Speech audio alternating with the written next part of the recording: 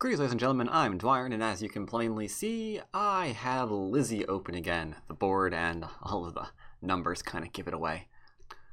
What we're going to be doing today is answering the second part of the question I kind of posed in this previous video that we went over Lizzie with, and that is, what is Lizzie good for? How can Lizzie help my play?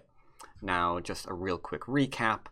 One of the reasons why it can be tough to use a program like Lizzie to review your games, again, just very quick recap, is that it tends to offer up some rather unorthodox suggestions for opening, things like that, on how to maybe best continue your opening. So using that to maybe learn direction of play could be a little bit more difficult. We follow that up with examples as to why it can similarly be difficult to use it to learn solid play, because it tends to suggest that you play other things, maybe play away from a settled position, encourages you to leave Aji behind, and all of these different things might, depending on your rank, be met with mixed results. Could be very bad for you to leave some cutting points behind, could be very bad for you to leave groups that barely have a base behind, especially if you're already, leading in territory. You want to get that out of the way and make sure that you don't do anything weird or crazy and wind up dying later on. There were a few other reasons as well, but the question is, how can Lizzie help me today? That is the question that we are here to ask. And for that, I decided there are a lot of different ways that I could show it, but let's just show it literally. How can Lizzie help me? And I'm like, rumor has it, 5 done, 6 done some places, 7 done some places. So let's give you an example of how it could help me personally. And from there, you can see how it could help you as well. Alright, so before you is a nice clear-cut example of me versus I'm going to say a 6 Don. I'm not entirely certain. It might be 5. I'm pretty certain it is 6. I was black, and as you can see by the fact that the last move on the board is this one right here from white, you can kind of get the impression that I was forced to resign here. Seems pretty strange. I mean, me losing a game, I've never seen that happen personally. But I assure you, it has actually happened before. But hang on, there is more to this story. Now, if we review, and by that I mean we go back a couple of moves, we can see a very unusual position here. We seem to have a rather interesting position for black, where white is seemingly in trouble. So, how did we get to the position where black felt compelled to resign? And this is one instance where Lizzie can assist us, because right now we're already ahead. Or we're in a commanding position, let's say. So from here, it seems that maybe, just maybe, we might have lost a 1 game. And this is an example of where Lizzie can assist you, because if we start running the numbers now, alright, we do this one, right? In order to defend. Then we went back and poked here. Okay, sure. Try to do something in here. Alright, whatever. Nothing here is touching this bottom group. Let's wait to see where that goes. This right here is interesting, because it looks at first glance that maybe you could have killed this one. So immediately you can see suggestions from Lizzie. I played over here to avoid a ko, which was a really bad idea. Lizzie's just saying, you know what, go ahead and play the ko. It seems like it's pretty good for you. It's even giving us, like, as you can see here, about a 53% chance to win. Goes a bit higher once we go down the ko variation. Another thing that's interesting is this suggestion to say, you know what, the ko doesn't matter. Let's just go ahead and leave it alone. Connect up our group, because this middle thing is in a lot of trouble. That's actually really interesting. From here, just quickly looking really fast, you can see we got something a bit like this happening for us, where white simply has to not be dead, right? But the result of that, as you can clearly see here, is something a bit like this, where it's really, really tough for this group to live. And even if it does, we're getting more territory, a lot more territory from our opponent. Though you have to be careful about that one, because we're not alive either there, Chief. So either way, different variation. But alright, it seems like things were going pretty well for us. This top can't be killed, because if we hunt it here, they enclose and they extend. They do that. So not playing the Ko was a really, really bad idea. I was on stream. I don't like doing Ko on stream. Doesn't ever go well. So I backed away from it. And as a result, okay, white lives. Didn't go that far with it though. We instead played here. I went to take away its eye shape. And then we're getting into a little bit of a fight, little bit of a fight, little bit of a fight. Got to manage to cut off the group, connecting up the weak ones. And from here it gets interesting. Because from this point, it is saying that at the moment we have a 70, it's still calculating 1 second, 80% chance to win. That's weird because I lose very, very soon. So what's the dealio with that, you might wonder? Well, look at the suggestion. Overwhelming. Just go ahead and connect here and you're fine. I pushed here, which leaves a lot of Aji behind. You can see what the Aji would do to me. The Aji is very, very bad. I should have connected here, and it looks like we're assured a nice, clean kill on our opponent. But again, through the miracle that is streaming, I was a little bit distracted during this variation. I thought I had to push. He responded, though, which was fantastic.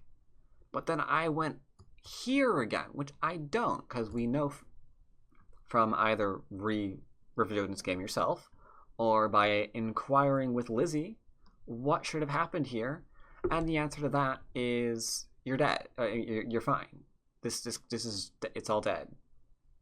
Right? There's no way for this to live anymore. So you're an idiot for losing this.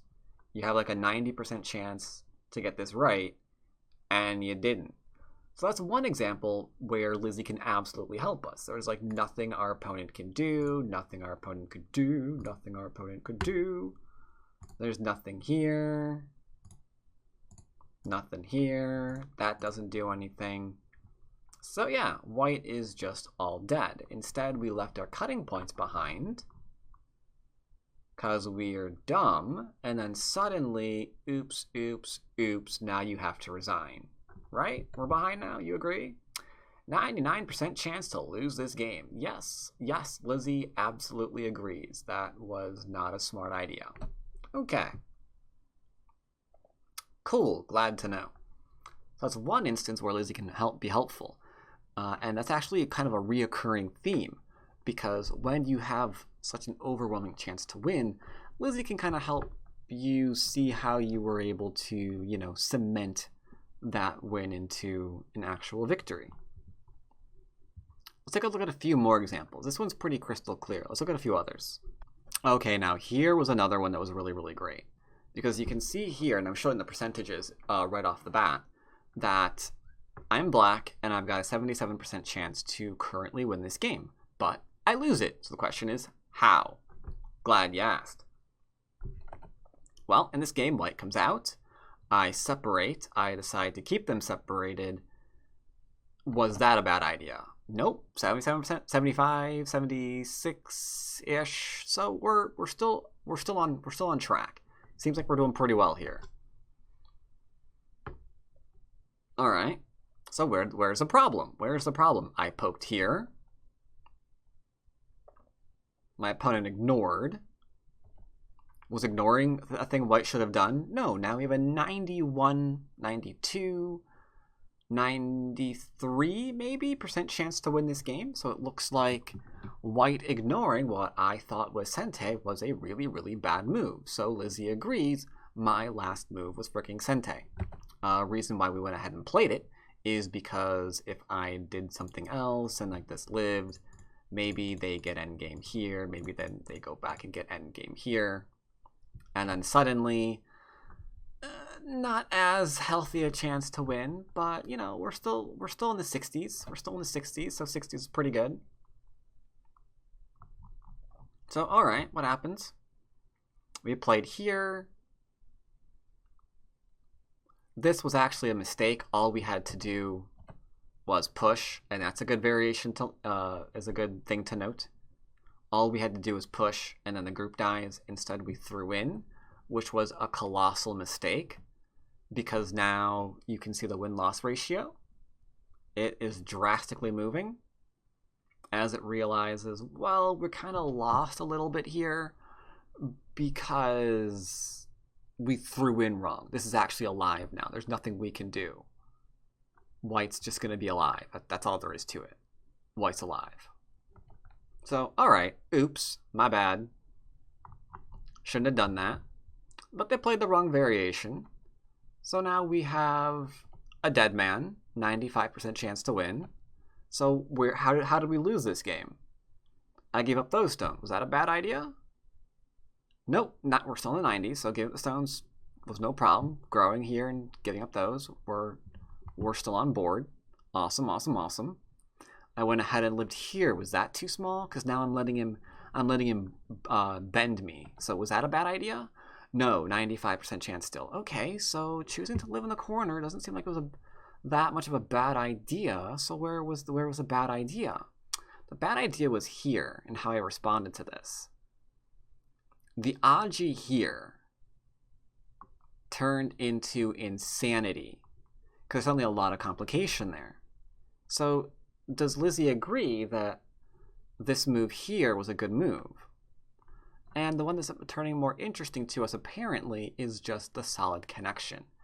You can see real quickly there that Lizzie was contemplating letting this area get reduced a bit more, but it doesn't matter because as long as this is dead, which it is, you have plenty of territory, all we have to do is just not get cut off and killed. So when the game is that much in your favor, you can kind of sometimes see moves that are a little bit easier to see. Okay. A little more basic moves, in other words. So, okay. We did this. This was all a huge mistake. I wound up getting some stones killed. At that point, is the game over? No, we're still in the 80% chance, as long as we just connect up and chill. It's not what we did. It's not what we did at all. We went crazy trying to attack this again. Then we connected up. But here's the thing. It was at this point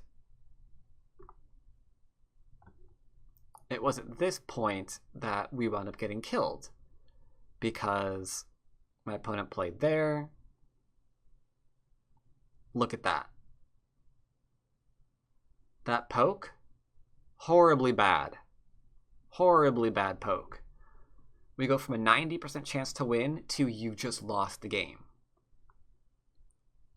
And a lot of this occurs in my games. Like the game is overwhelmingly in our favor, and then, oops. Because like, I actually want to show you this. Here's the win-loss ratio.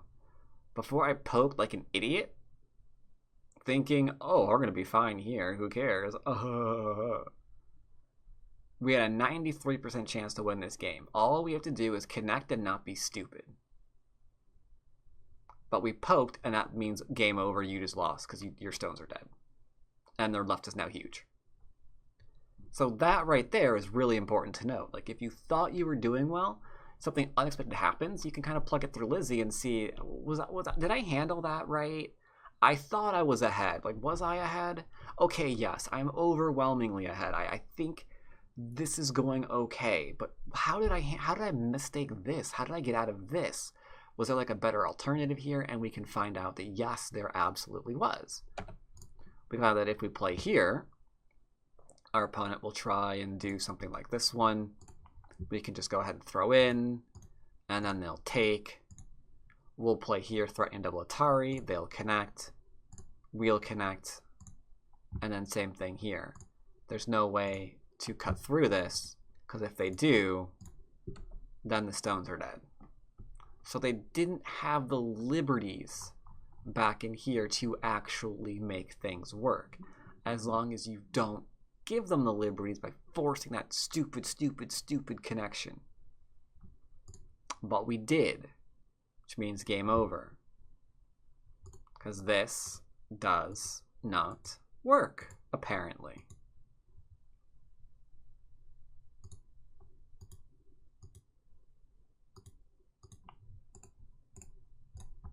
Just gets killed. Just gets killed. So pretty straightforward. Pretty straightforward. Great use of Lizzie to double check and make certain, you know, the game went really, really well for me. How on earth did I mess that up? And then we'll have an answer. All right, now here is somewhere we have all been, right?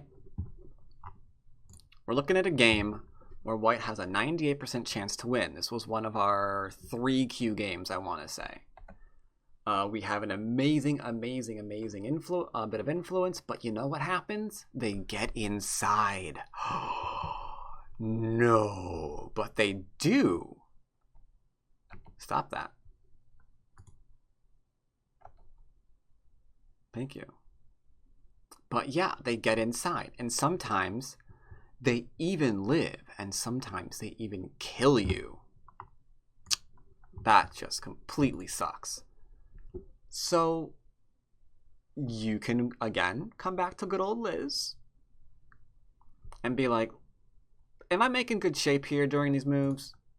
Like, your suggestion, all right, you suggested I can play here and they can't even live. All right, that's something. But I played here. Was that okay? Yeah, it's okay.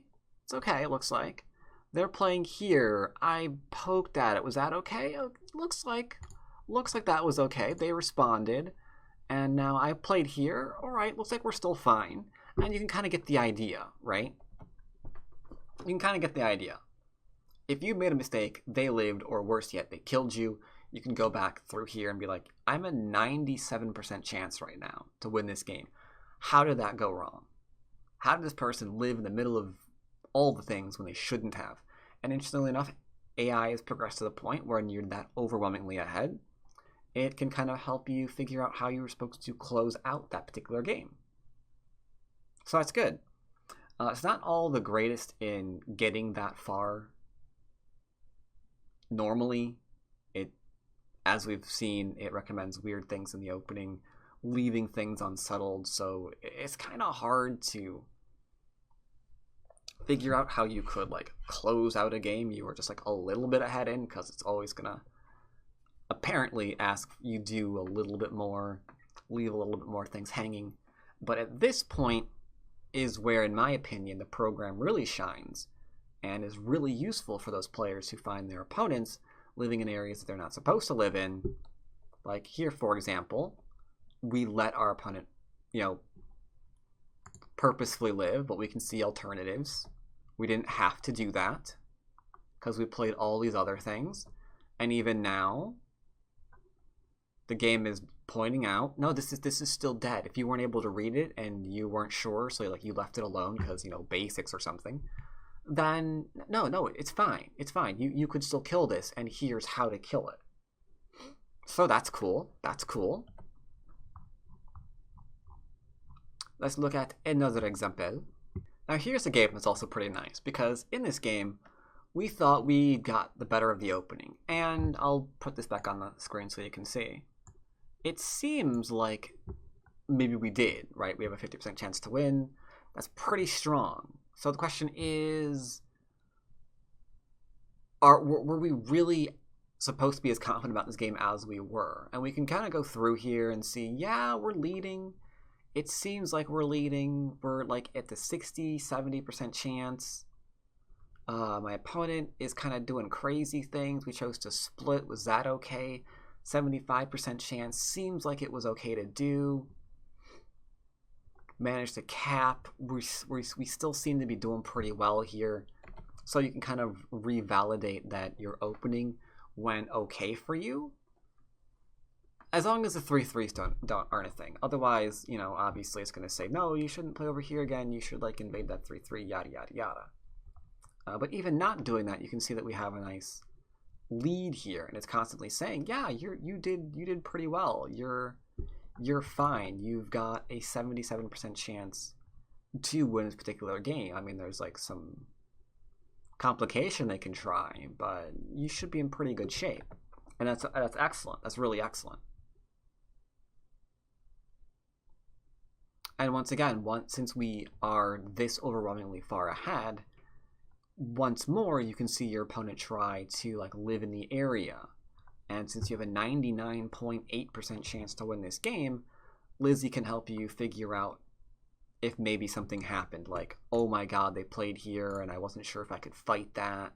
So, you know, I just kind of gave it up maybe.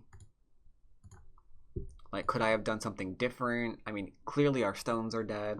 We're still in the lead, but that's not exactly a 99% chance anymore. So could I have gone back and saved those stones? Was that something I could have done?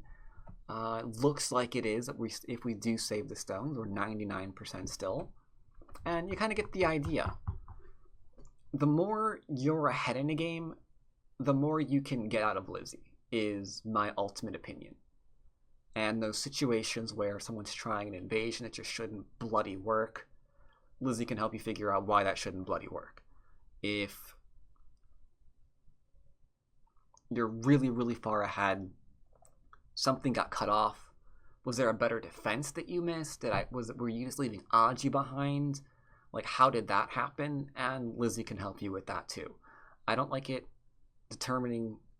helping you get to that position, because again, the opening is crazy, and if you try it, you're gonna be kung fu fighting your heart out for an eternity.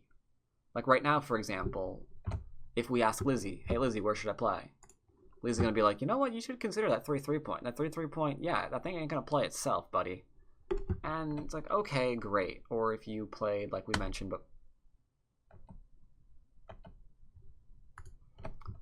before, if you were trying to play, I don't know,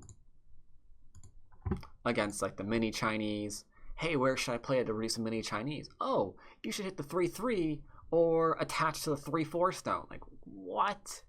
In fact, Lizzie so hates the mini Chinese that Lizzie is saying that white has a 54% chance to win because you played the mini Chinese, which is freaking crazy, and we can completely ignore that. Just completely and utterly. We can just throw that in the garbage. Who cares? Go away. So in that regard, not going to help you out. There are some mid-game things when things aren't completely settled. It's going to recommend that you play away from them, and that can cause you problems as well. But when you think you've played a pretty reasonable game and you had a reasonable lead in the opening, you can double check and see if that's true. If you were in a reasonable lead and something like drastically bad happened, you can double check and see if there was something better that you could have played. If you had someone completely surrounded, you weren't certain how to kill them or if they could even be killed, you can double check and see if there was something there too. Just those kind of ideas, either when like you're already ahead and you want to see something, just to make certain that you're reading this correctly. Was my position that good? Should this have actually died? Was there a way to keep him out of the middle? You know, things like that. Should this invasion have been as successful as it was? Those are the kind of questions that I think Lizzie's actually able to help you with. That's where it can kind of assist you in your game.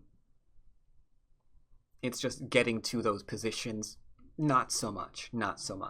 So I hope you enjoyed this particular short series, and you have some ideas on why Lizzie can't help you improve parts of your gameplay, as well as why she actually can.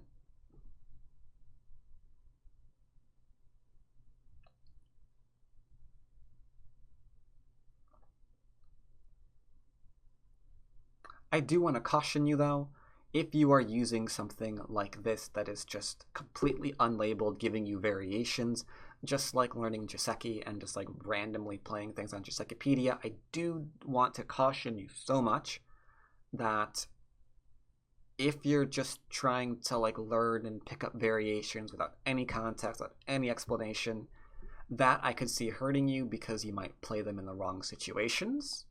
So be wary of that. Just like randomly studying Joseki, typically the proverb is like, what, you lose 2 stone strength because you're just memorizing sequences and then playing them in weird positions. I think if you over-rely on a program like Lizzie and you're just suddenly starting to learn random variations, I could see that going badly as well and potentially losing you some stones in strength similarly. So just be wary of that. Food for thought. Food for thought. Anyway, hope you enjoyed the series. As always, I'll see you next time. Take care, everybody.